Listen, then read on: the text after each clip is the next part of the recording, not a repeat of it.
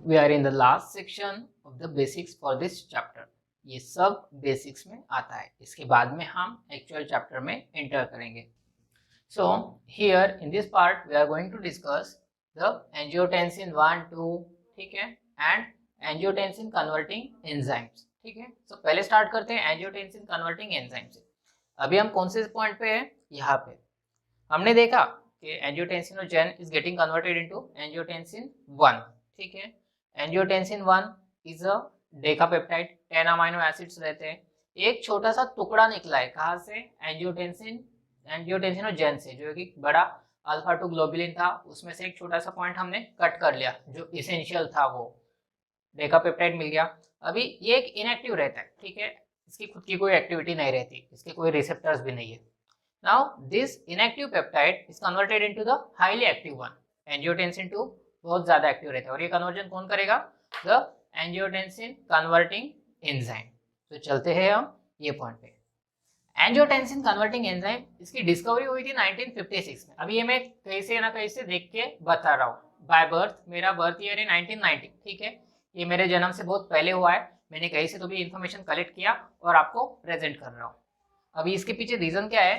1956 में ये डिस्कवर हुआ फॉरेन में बाय साइंटिस्ट लियोनार्ड, बट यहाँ पे बस एक मियर इसका एक क्वालिटेटिव डिस्कवरी हुई थी, क्वांटिटेटिवली और स्ट्रक्चरल इंफॉर्मेशन नहीं था। वो मिला इंडिया से बाय आर नातेश, एक इंडियन रिसर्च लैब में काम करते थे।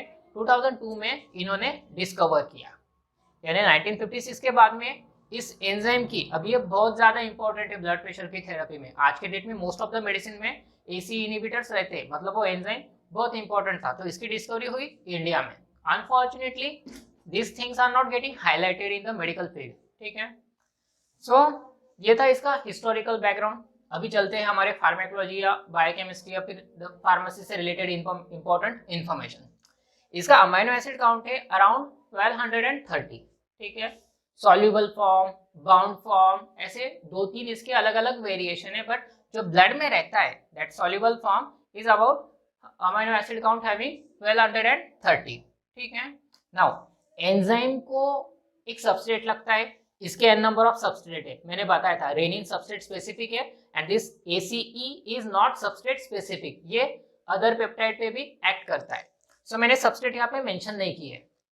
अमाइनो एसिड काउंट 1230 इसको, बट एंजाइम को काम करने के लिए कोफैक्टर लगता है, that is the Zn2+, zinc. अभी सबस्ट्रेट भी बाइंड होगा एंजाइम पे, कोफैक्टर भी बाइंड होगा, यानी बाइंडिंग साइट रहेंगे। तो ये जो दो चीजें, मे बी आई थिंक आपका लेक्चर हुआ है मेडिसिनल केमिस्ट्री का, उसमें आपने देखा होगा कहाँ पे बाइंड हो रहा है। तो जिंक के लिए there are n number of binding sites, ठीक है, to bind. Some of them are 394। अभी अमीनो एसिड के नंबर बोल रहा हूँ, ये जो 1230 अमीनो एसिड है टोटल, सपोज ये 394 रोल नंबर का जो अमीनो एसिड है, या 418, 988, उस पे जिंक बाइंड हो सकता है to promote the catalytic activity of this enzyme.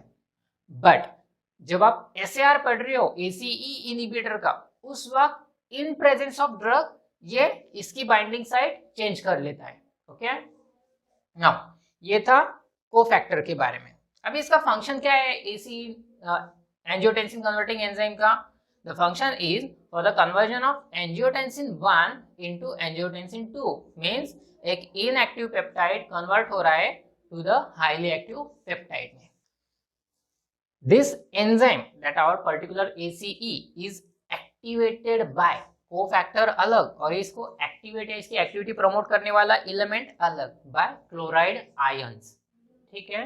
Chloride ions की वजह से ये और एक्टिव हो जाता है, and it is inhibited by ACE inhibitor.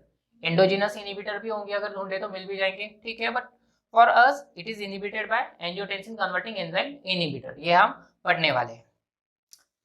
Now ये होता कहाँ पे? ACE जो एंजाइम है मोस्टली मिलता कहाँ पे बॉडी में? तो it is mostly present on the cell surface. Cell का जो एक एक्सटर्नल सरफेस रहता है, उस पे ये एंकर्ड किया गया रहता है।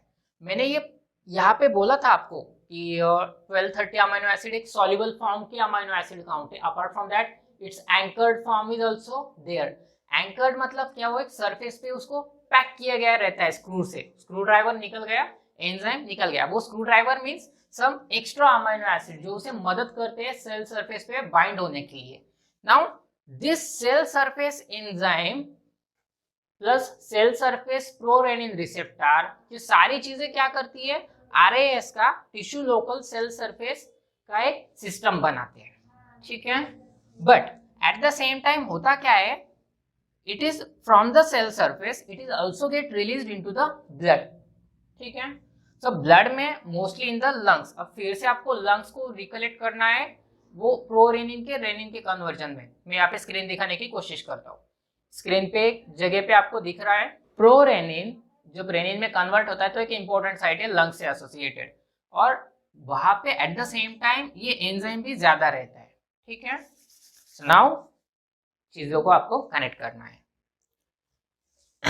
सेल सरफेस से ये जब रिलीज होता है उसे रिलीज नहीं कहा जाता, ठीक है, it is release into the blood. ये हम जब वर्डिंग यूज करते हैं तो ये केस में हम वो वर्डिंग नहीं यूज कर सकते, इट इज शेडिंग कहते हैं, SHEDDING,